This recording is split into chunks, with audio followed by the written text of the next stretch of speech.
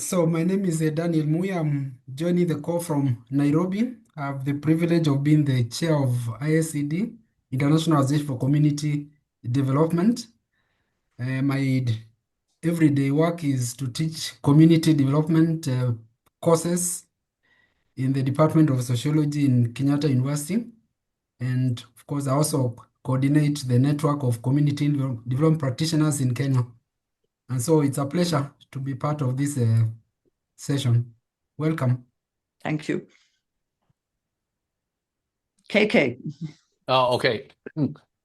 At first, I thought I wait for Shelley to start introducing herself. But anyway, yeah, I introduce myself first. I'm KK Fong. Friends call me KK. I have been teaching community work and social policy at the Hong Kong Baptist University, and I meet a lot of friends, good friends. Because I've been involved in IACD in different platforms. So nice to see you guys. And Thank you. pass the mic to Shelley. Yeah. Thanks. And the only reason you went first, KK, was because on my screen you came first, So. Just in case you think I thought you were more important. Shirley. Okay. I don't mind KK go first. So I'm Shirley, also based in Hong Kong, and currently I'm the trustee of IACD East Asian, after KK has been serving in this position for 9 years, I think. I recorded it was 9 years. So I'm also teaching social work because I'm going to explain a little bit more later on that community development or community work is part of social work in the Hong Kong context. So I've been teaching social work and in particular gender and also what I call the collective narrative practice in the past many years. So I'd love to see all of you. Thank you, Shirley. Anna, and then Chris, and then Kira Bradley. So Anna Rivas. Oh, hi. Hello, everybody. So my name is Anna Kenya. I did my cert in community development at Maynooth University, where I had the pleasure to meet Anastasia, also Kiara. And I have continued my studies in TS University, also in community development and social enterprise. And I volunteer with the TOVA, which is an organization that works with migrant business here in Ireland. And I'm quite interested in anti-racism education. Okay, thanks, Anna Kenya. Chris, and then Kira Bradley. Hi, my name is Chris Leach. I'm from Northern Ireland, and I coordinate community projects for a group of churches and anti-poverty charities. So my community development education interest is really developing programs within faith and non-faith based poverty response and social justice environments. Thank you, Chris. Kira, and then Gabriel, and then Julie Beckett. Hi, everyone. Good to see you all. My name is Kira Bradley, and I teach in Maynooth University, community development and youth work. And we have programs undergraduate, postgraduate, to doctorate. And yeah, good to see everyone. Thanks. And then Gabriel. Please, my name is Gabriel. I come from Ghana, and I'm a student of community development at Kwasu Jasu. Thank you, Gabriel. Julie, and then Sinead Gormley, and Kabila. Hello, I'm Julie Beckett, and I work at Education Scotland.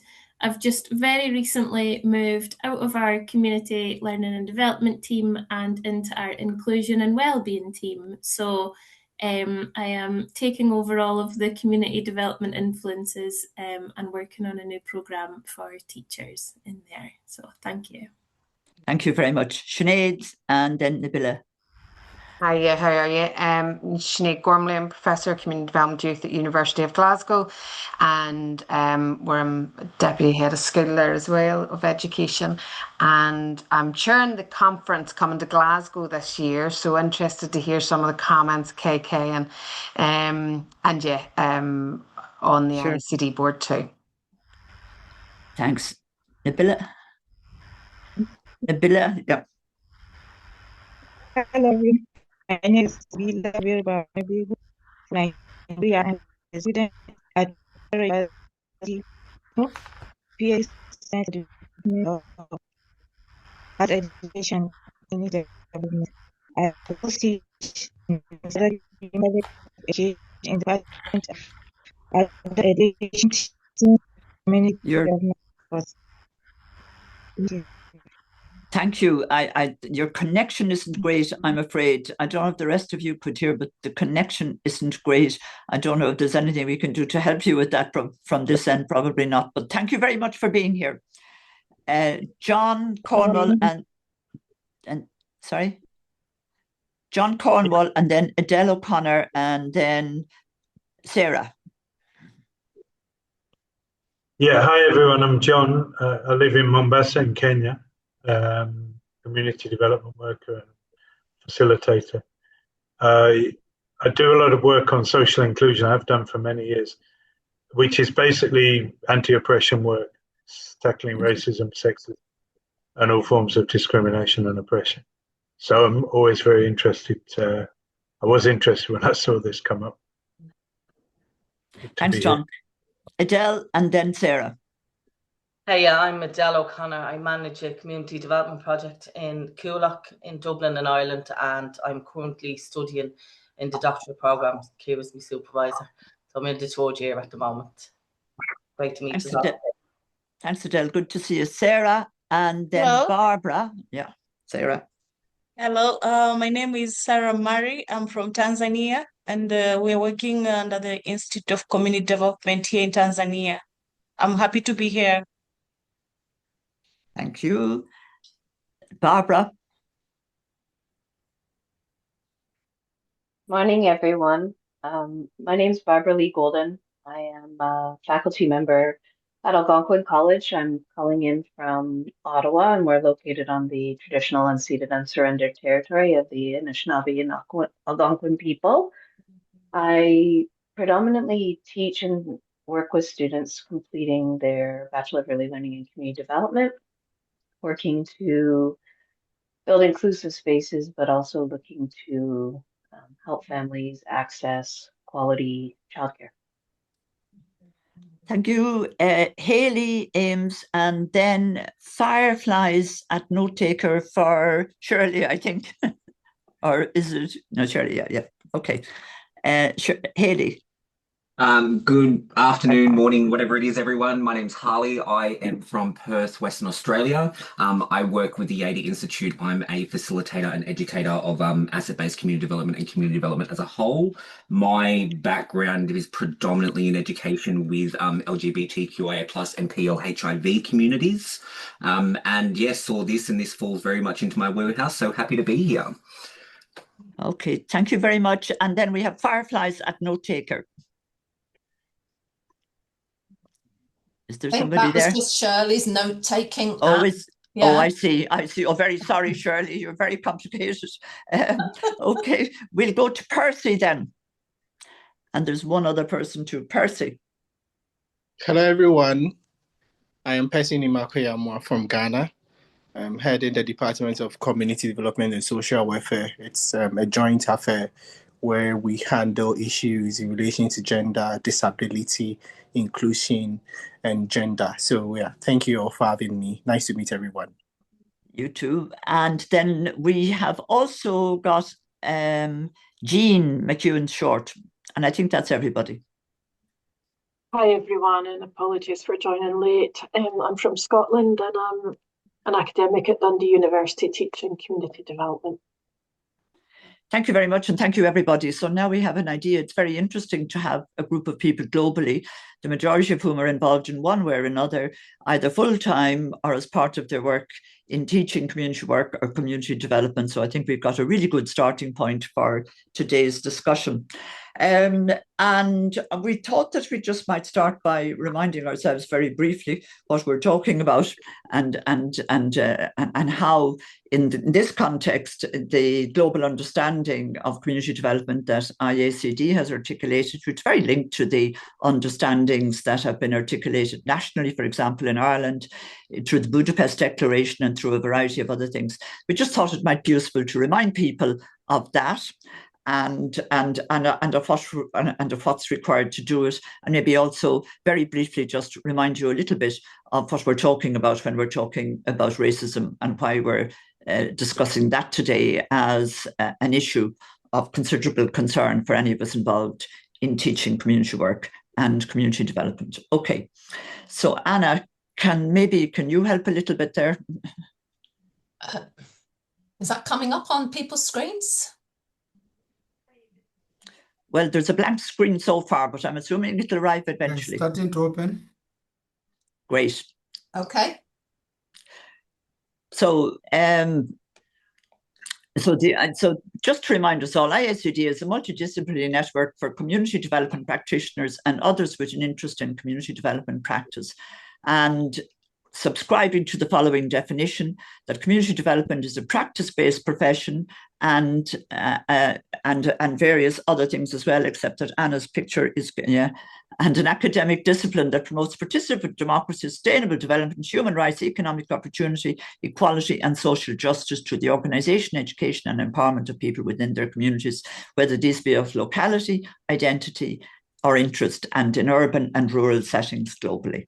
So just to remind ourselves that that's where we're starting from, and to remind us also that doing community development, and some of us call it community work or use the terms interchangeably in our context, doing community development requires, I think we have another slide, don't we, Anna, on the run? Thank you. So, doing community development and even addressing racism and discrimination in community development education, we're suggesting requires knowledge, skills, and qualities, but also requires, and I think that's why today's discussion is a really useful one, courage and commitment to change and to acknowledge our contradictions and complexities, including those of them that are our own. So that's our starting point, really, that none of us are perfect in any way, shape, or form. That doing community development and addressing racism in community development education requires knowledge, skills, and qualities, but also the courage and commitment to change, and maybe in our case, we change how we go about doing it. So very briefly then, just to remind people what we're talking about when we're talking about racism, and I tend to use the understanding of racism that's listed in Article 1 of the International Covenant on the Elimination of Racial Discrimination, or the International Convention on the Elimination of Racial Discrimination, because that's the convention that all of the countries present in the room of today have signed up to. That's the one our countries have agreed to be reviewed under. So that's the one that they've agreed to be held to account under. And in our context, that's the one, therefore, that we can look for change under. So we're talking about a preference or exclusion based on race, colour, descent, national or ethnic origin, which has the purpose or the effect of denying rights.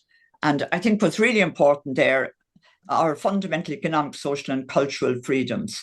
So based on ethnicity, colour, descent, national or ethnic origin, has the purpose or effect of denying rights, which I think is probably important for us because it's not just about deliberate acts, it's also about acts that have that outcome. So, and then if we move ahead fairly rapidly, I think for us as well, it's important to acknowledge there are no hierarchies of oppression. Racism is racism, but the legacies of slavery and colonization for people of African descent, for Africans and for Indigenous peoples, and continuous discrimination in Europe against Roma and travellers are major issues that you cannot ignore and need to be addressed, nor can we ignore the current focus on people who are perceived to be Muslim or migrant. And I think, again, but race is a social myth. Racialization processes are not. Those are the processes which allow racism to take place. The demonized groups justify oppression and in some ways can be referred to in shorthand as prejudice and power action that's based on prejudice and power, which justifies oppression of people. So very rapidly then, and this is the last thing I'll say or suggest, racism is embedded in the system, reflected in structures, institutions, theory, thinking, and experience, which means for all of us, we can't escape it very easily. Toxic global issues which divide, marginalize, and legitimize hatred, and also divide the oppressed. And we've already talked about there being no hierarchies of oppression. So in a sense, that's our starting point. This is the phenomenon that we're suggesting we need to address in our education for community workers or in the education we undertake, which is in effect about some people using a community work approach in their work. And I'm conscious Shirley is talking about social work education and about maybe a number of social workers also using a community work approach in their work. Now, Anna, do we want to... It denies rights because of group belonging on purpose and on effect, but also, and I think what's important for us as well in our discussions about how to undertake education in this area is that it intersects with other oppressions. An intersectional approach is essential and class does matter. Thanks, Anna. I think at this stage, I'm going to leave it at that because what I wanted to do in these short few words was to remind us of our starting point as community work and community development educators, and also remind us of what are generally accepted nationally and internationally as understandings of racism, as a start to having our discussion about what we ought to be doing at this point in time in our education processes about addressing racism. So I'll bearing that in mind and move on fairly rapidly to Daniel and Shirley, who are going to give us the advantage and the opportunity to hear from them about their experiences of education against racism. So Daniel, would you like to start?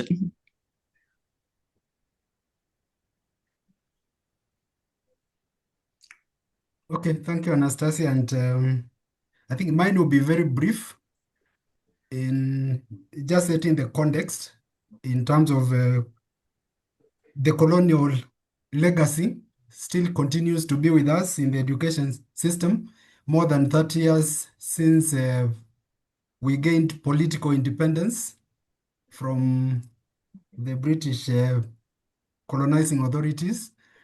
And it has been a journey of trying to transform our education system.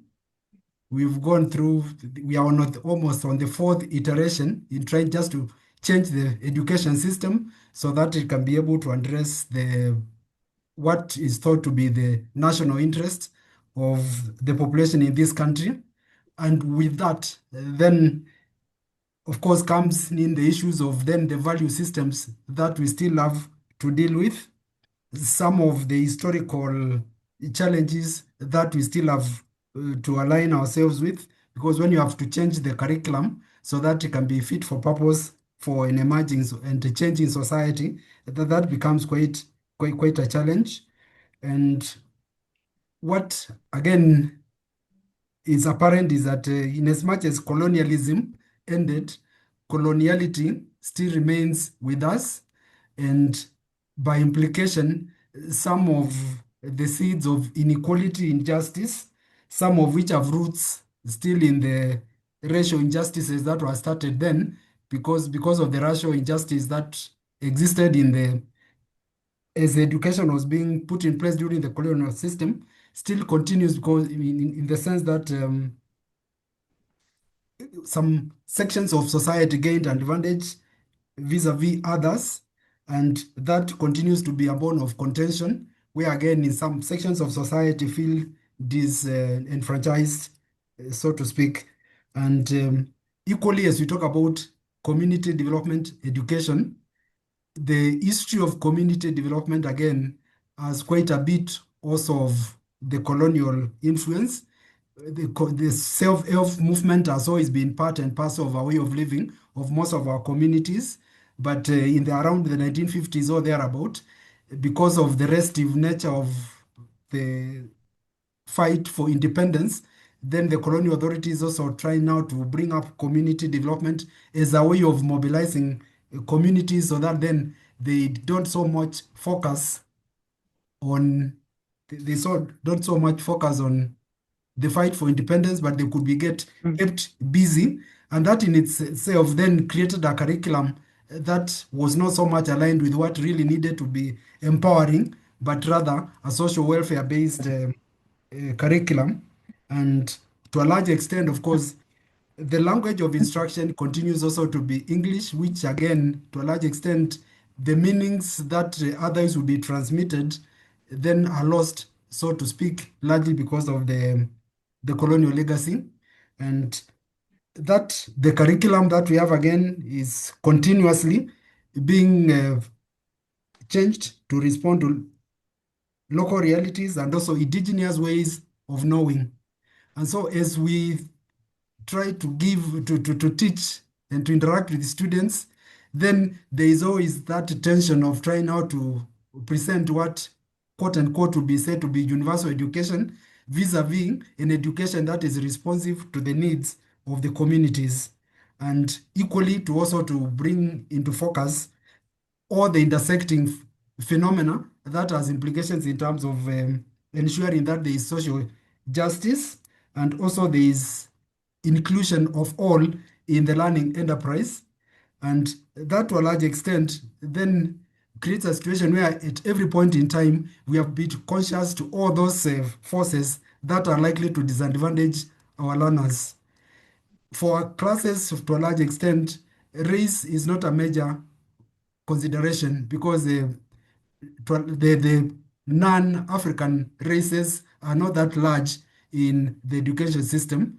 And given that, then the forces of trying to ensure that there is safeguarding, to ensure an inclusive process, then it becomes a lot more easier to be able now to address some of the other factors that then are likely to discriminate, including the fact that some of the population is a lot more disadvantaged, and also the issue of ethnicity, which is also a major factor, also comes into play when again we're interacting with students. And the forces of disadvantage arising from ethnicity are just as strong as the forces that would come from racism, so to speak, because ultimately we are getting to a process where we start now profiling people. And for instance, we are talking about the Kenyan community. We have about 55 different ethnic groups, and of course we have just about 5 or so major groups. The rest are much smaller, and that in itself, of course, starts giving some groups or ethnic groups some advantage because of their numerical numbers in all the sectors of society.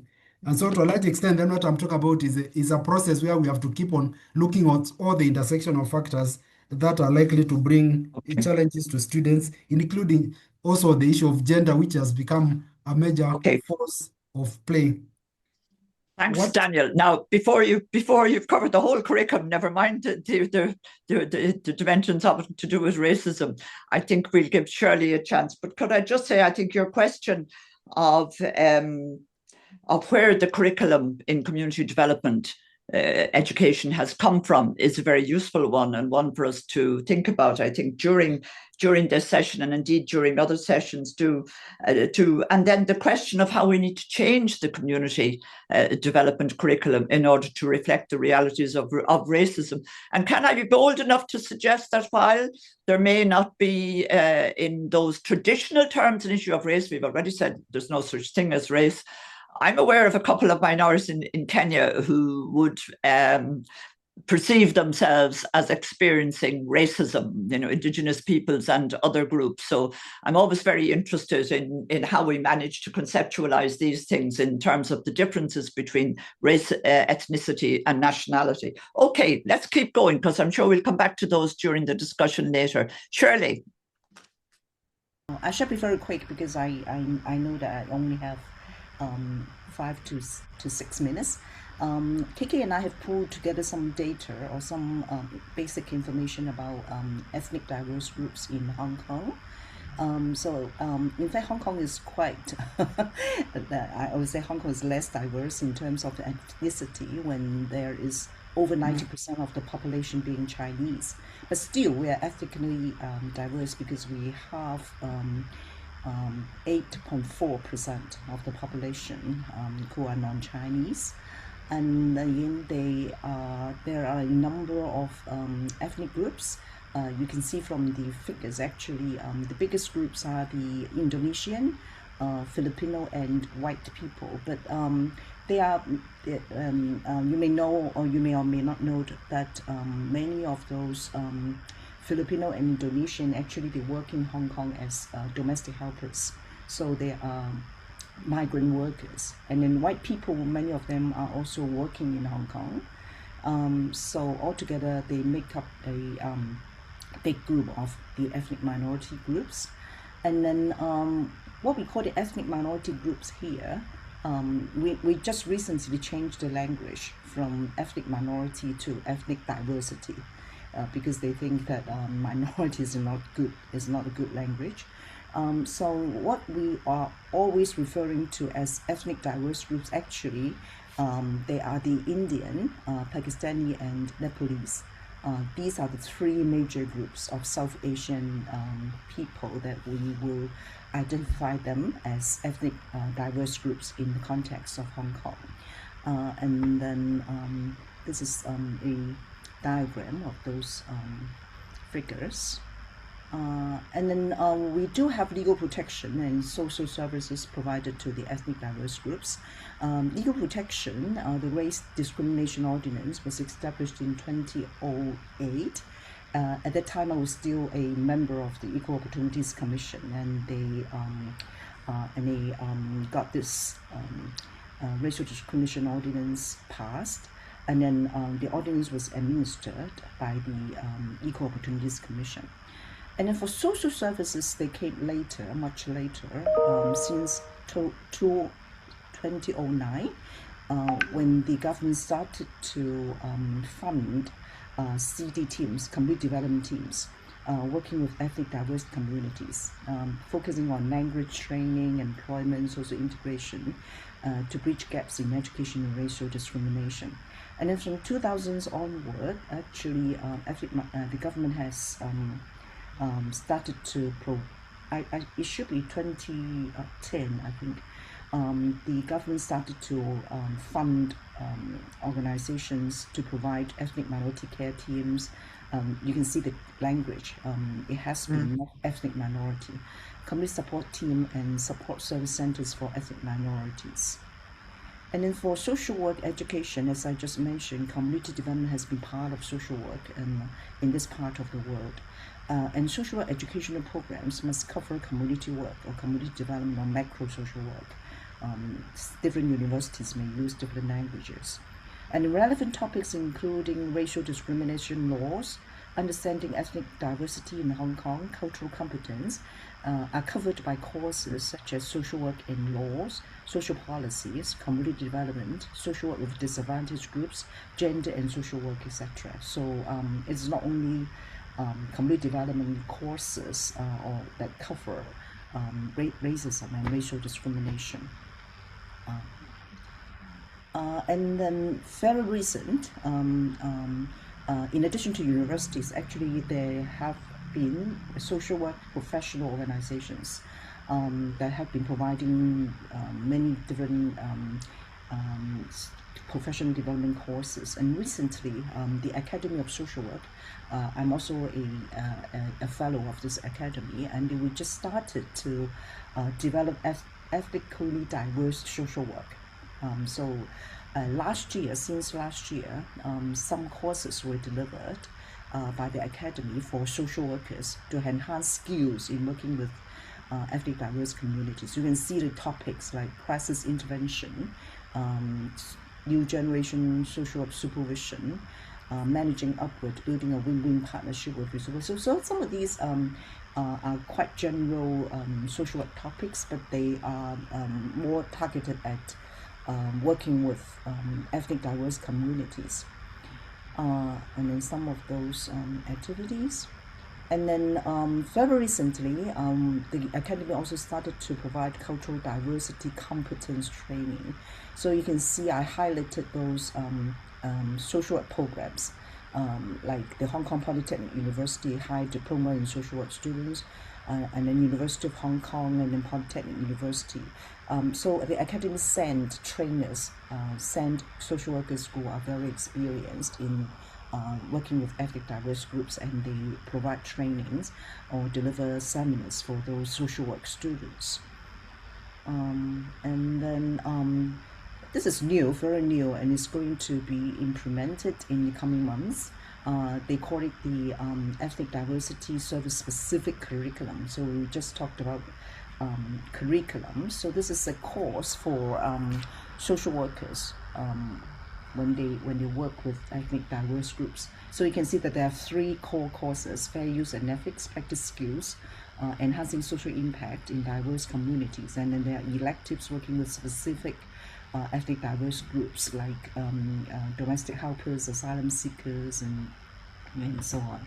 So one criticism I would say about these curriculum, or about what the Academy has been doing, is that they emphasize more on skills, and they emphasize more on cultural competence, which KK and I would think that they are insufficient when we are going to address racism as a broader and systematic issue. But you can see from the perspective of social work training, they have been emphasized more on skills and competence. So this is from me. And Kiki, do you have more information to add? Not really, just see this as an occasion that we could learn, from the participants, the experience, particularly social inclusive experience, which could be, borrowed and help us to reflect upon, when we structure the community development education. Yeah, that's all I want to say. Yeah. Thank you. But I would like to just say that actually ethnic diverse groups, and then racism or racial diversity, these issues, these topics actually are very new to the Hong Kong social work curriculum. Indeed. Yeah. Indeed. Yeah. That's it. Thank you. Thank you. Yeah. Thank you. Thank you very much, Shirley. I think that's been a very useful and very interesting overview of the approach that you're taking and of the way in which that approach has developed in Hong Kong. I found your comment about language very interesting, about your comment about how the language has shifted and changed, and how that has been important in terms of the implications of the language and the understanding of the language. And also your language about ethnic diversity, for example, and the need to intersect as well with other issues. So thank you very much for that. Again, a very interesting and different approach to how we might formulate the rest of the day. Before we go as far as the questions which have been prepared, I thought it might be useful to just see if there are any quick comments from everybody here in the plenary group, or anything anyone would like to say based on what you've heard so far.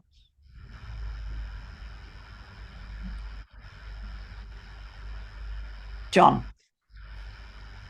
Sorry, I have lots to say, but I'll try and keep brief. You do that. No, I mean, of course, I also live in Kenya, and what Daniel talked about provoked so many thoughts in me. But a couple of things that come to mind. I've lived here about 20 years, and of course, I'm not originally from Kenya. I've seen a shift in educational materials in that time. My son is now 16, and when he was very young, it was really hard to get, those kind of basic storybooks for kids that were Kenyan based. And I think and it was showing African characters and Kenyan characters that were relatable. in the last couple of years, I've been doing some work to support community libraries, and I'm just amazed and overwhelmed, really, at the amount of kind of local publishing and stories that's going on. And that's even reflected in general literature. There's so many more Kenyan writers getting published, and African writers generally. Yep. So that's one really big, we're talking about challenging colonial narratives. That is positive, you know. I'll leave it there. Okay. Thanks, John. Quite an important point, but also maybe one we need to link explicitly to community development and community work education and what its content should be like at this point in time, and in fact how it might be framed overall. Anybody else got anything they'd like to add or subtract?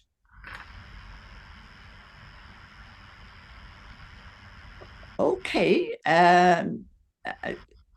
Anna, we have a number of questions which we felt it might be useful to. Jean has a We do, question. but Jean has her hand up. Oh, sorry, I didn't see that. You must be at the bottom of my screen. My apologies. No worries at all. It's just a really brief comment that I think, Shirley, one of the things that you said that really resonates with me is around the limitations of a skills-based approach and how we can strive to get into a kind of values-based discussion that drives kind of anti-racism really. So I think that's one of the it really resonated with me what you said around that and how we how we work with that really.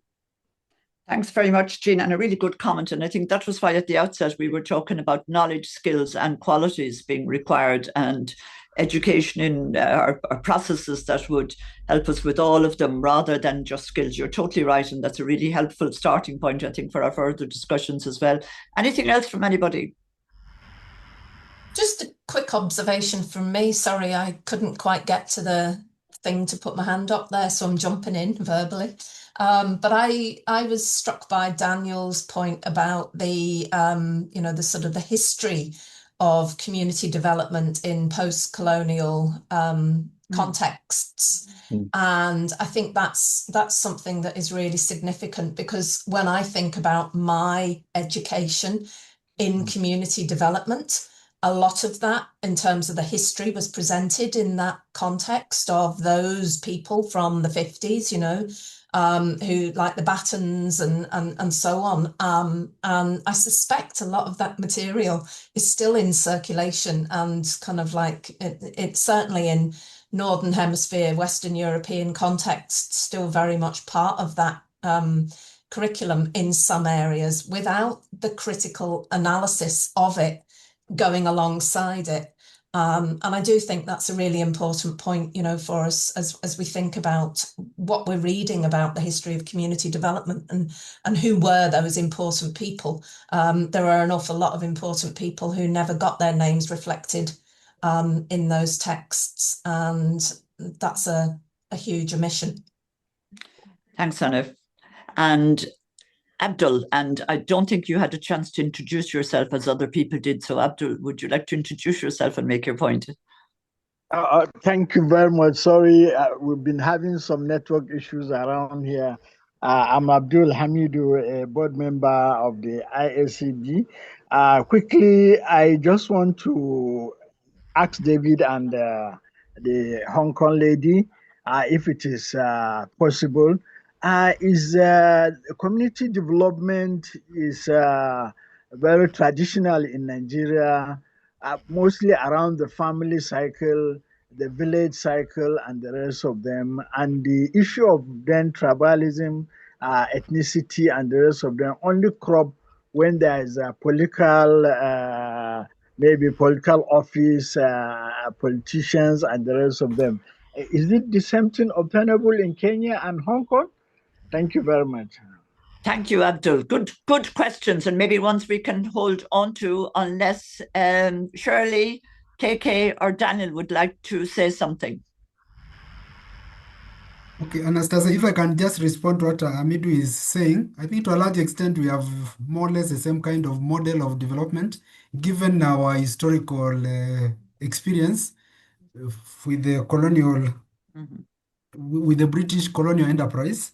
But nevertheless, what again is also important is the the place of the ethnic groups, the place of neighborhoods in taking care of their interests.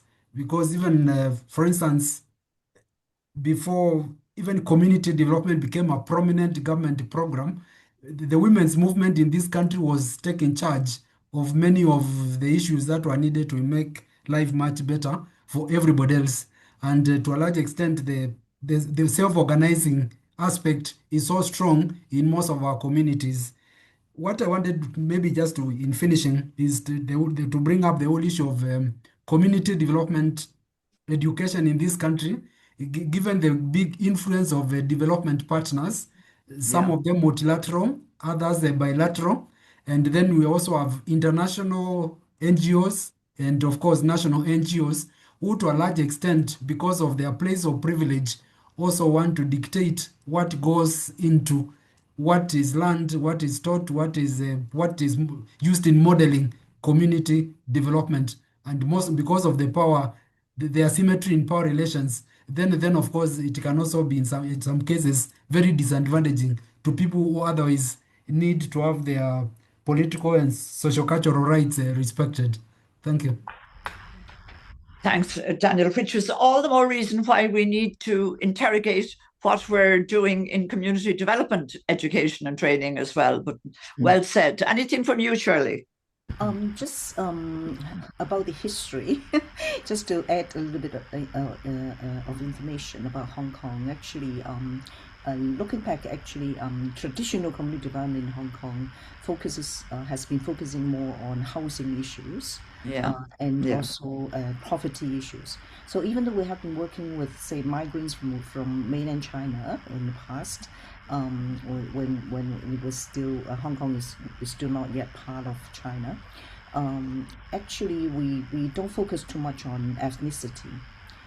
We only focus on the poverty of those migrants from mainland China. So looking back to the history of community development in Hong Kong, some people would say that they are traditional community development, focusing on geographical areas, geography, and also poverty, and also housing, and so on. So racism has never been an issue or a topic of concern among community workers for many years. Very interesting. Very interesting. John, I see KK there has something to say. I'm just requesting, Shirley, if you could speak more into your mic. I'm really struggling to hear sorry. you. Good. Okay, sorry. Thank you for that. Sorry. Okay. Just sorry, it's me, KK. Just add two points. One is the community development in Hong Kong tend to be more urban focus rather than in different developing countries. It tends to have focus on the rural part of the country. What I learned, from my Nepal students who happens to study my class, and then they told me that by community development to them, the native response, it's you're talking about rural development, what happens in the rural area. So just one point I want to add: in Hong Kong, we tend to be more on the urban side of the intervention. And the second point is the neglect of the ethnic minority issue can be to such an extreme that you happens to remember in the 2019 movements, then even you found critical community activists. They tend to share those what we call the right-wing racist attitudes, and then criticize in public those people, those ethnic groups from mainland, and then accusing them as using all kind of dirty language and criticizing them, including women and children for their ethnicity. So it could, I mean, it reflects something that we, as community development workers, we have to, really pay attention to. Thanks, KK. A very important point, I'm afraid. I don't think there's any community that the people we're educating are working in where there aren't examples of what you're talking about, and where community activists are actually resoundingly sort of standing on the racist side, whatever part of the world they're in. I think that's a really important consideration for all of us.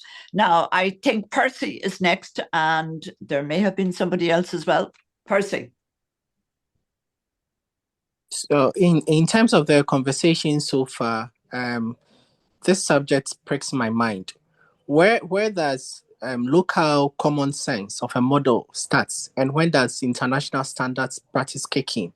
Where, in a nutshell, we decide where we need to tailor it, whether urban or rural development, the common sense of the people, and we bringing on board international standards. Where does one start and when does one end? Well, a good question, and perhaps we'll leave it for a bit of further discussion. Personally, I would hope that there isn't a start and a finish, that there's a bit of a seamless continuum. But there is a question for all of us about what constitutes common sense and who decides what is common sense at this point in time as well. But a very good question, and let's hang on to it, Percy, because I think it's a good one for us to take into our further discussions. Anything else from anybody? Anna, do you want to put up the questions you had raised, which I think are very much focused on the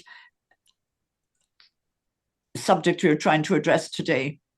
Yes, I will do. And maybe if we go into two groups, do you think that'd be sufficient? Yes. Or do you just want to stay as one group?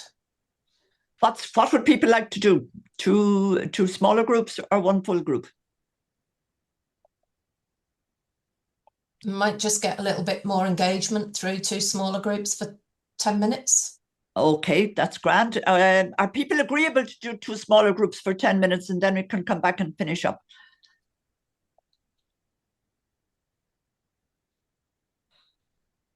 And the three questions there, and the last one actually reflects very much a few comments that were made just as we were finishing our last round of discussions.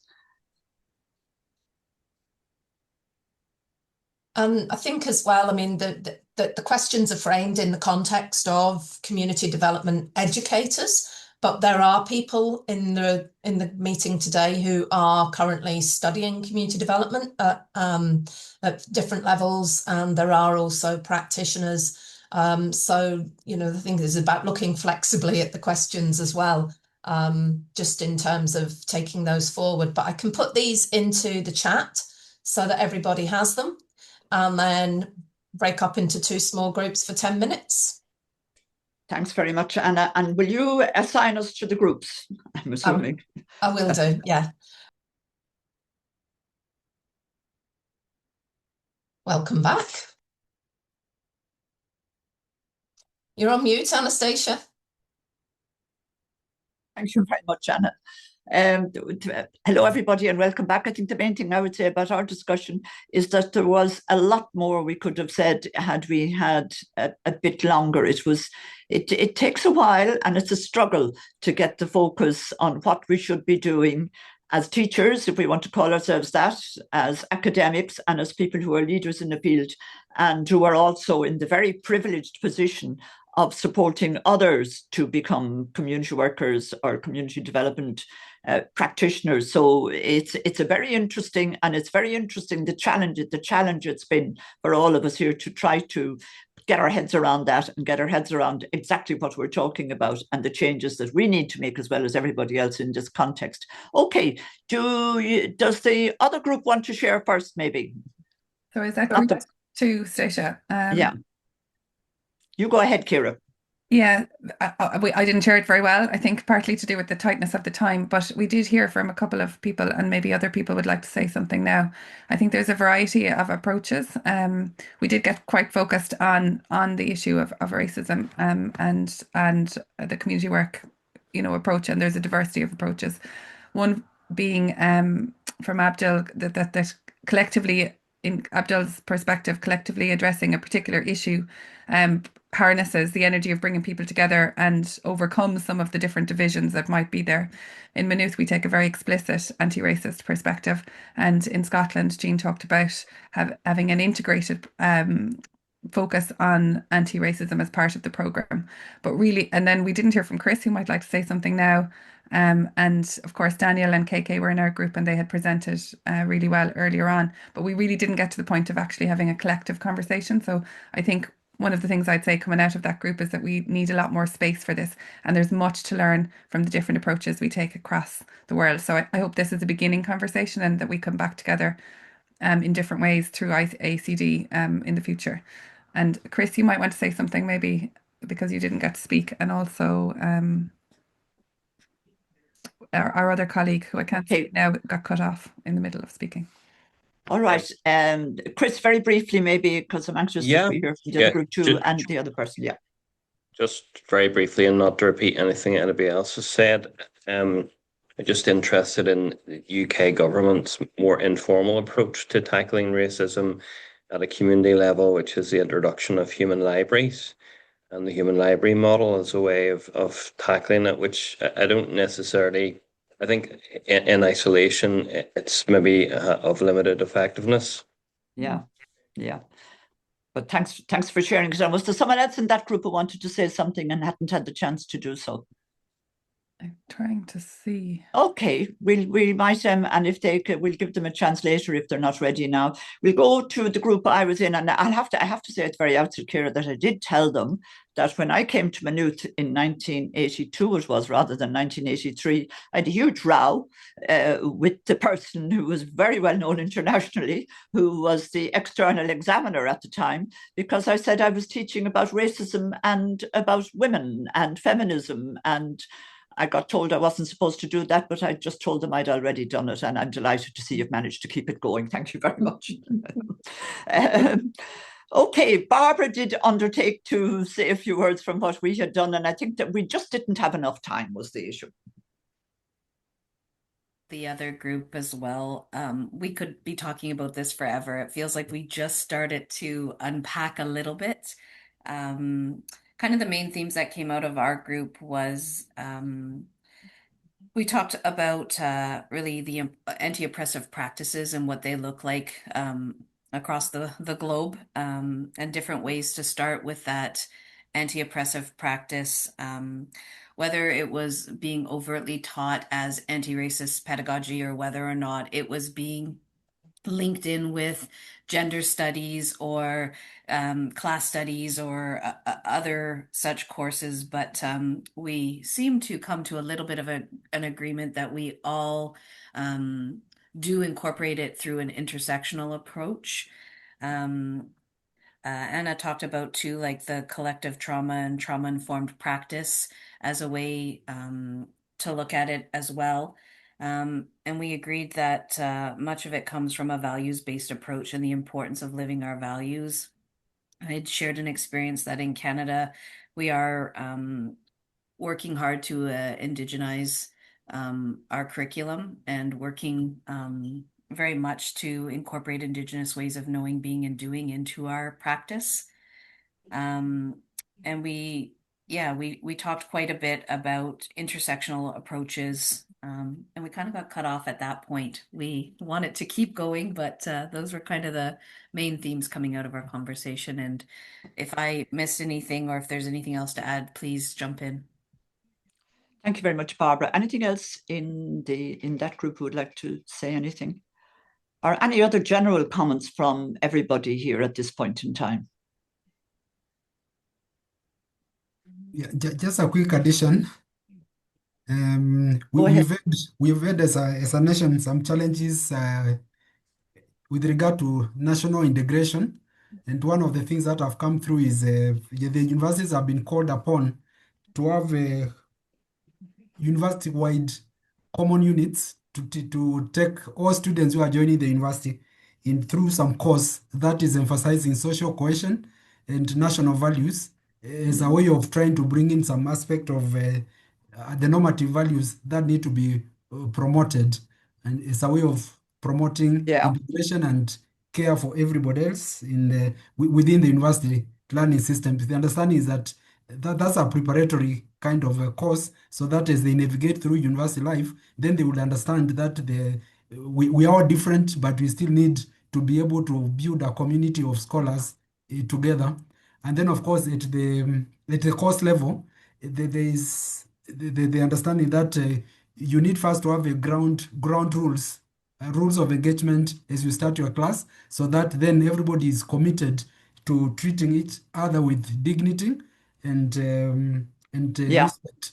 And so that, to a large extent, creates then a responsibility on the students and also on the instructors to ensure that everybody feels respected and dignified. So thank you. Okay, thanks. Particularly with regard to the ground rules, which we hadn't really mentioned before. I'm a bit more skeptical about these first-year programs and what they actually do across the board. They've become very fashionable globally in universities, but it would be very interesting to compare them actually globally and see what values they're actually inculcating. John. Yeah, I'd like to share an example. You mentioned ground rules, interestingly, and I think that's what I was saying in our group, that anti-oppression has to be the foundation. And I'm glad when I studied community education, it was drilled into my head that if we're not doing anti-oppressive work, then what are we doing in community development? I wanted to share from the course that I facilitate on social inclusion. We start the process by looking at power and power differences. So if it was this group, we'd spend a bit of time looking at what are the power differences in this room. And then we ask a question, keeping in mind now we're aware of these power differences, what are we going to do to make sure that that doesn't block anybody's learning, to ensure that people participate effectively, they get what they can from it. I think that's a really important starting point for any kind of education, acknowledging the power differences that are there.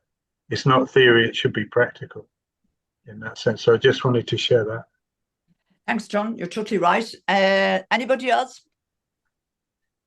Can I just maybe come back to Percy's question, yes, which we asked earlier, which was about, the interface or the interconnection between local common sense, which, as you pointed out, could be a very long piece of string, and international standards, which I thought was a really, really useful question. And one of the things that I would say in relation to the international standards for community development is that they can definitely provide, a guiding framework alongside a range of other supports around this area of work. But what I think is really important to recognise is that they do need to be contextualised within the local, national, economic, political, social and cultural contexts. So that's really just, I wanted to come back to Percy's question in that frame, really. The international standards are there. They are a framework. They can offer insight and guidance, specifically because they do set a very clear statement of purpose around what community development is and the values that underpin it and the processes that support that work. But the common sense bit, I think, is using that as the foundation and then contextualizing that in the realities of what is happening at a local or a national or even possibly a regional level. And yeah, I'll leave it at that, Anastasia. I just felt it was something that, was left as a question. And I wasn't in Percy's group, so I don't know if that got covered at all. Okay, thank you. Thank you, Anna. And maybe perhaps important to say the standards that we have developed in Ireland and the values and the principles, it's also it's how they're developed and how they're put together. If they come from the ground up, if they come from the people who are involved on the ground, if they come from a broad partnership of people, then your starting point is also your finishing point. And we found that to be a really important part of the values and of ensuring then, in the way that you were talking, Barbara, that those values can be reflected in practice and that demands can be made same. Okay, anybody else?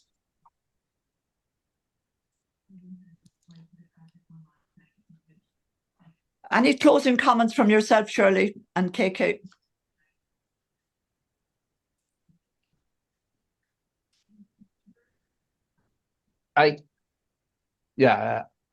start first. Frankly, because in Hong Kong, this issue, as we mentioned earlier, that it's at a very primary or elementary level. So we really open up and learn from what we heard about, particularly relating to the community development education, the different approach. And I see the complexities involved, particularly when some of those ethnic minorities who could be those possessing power rather than the powerless.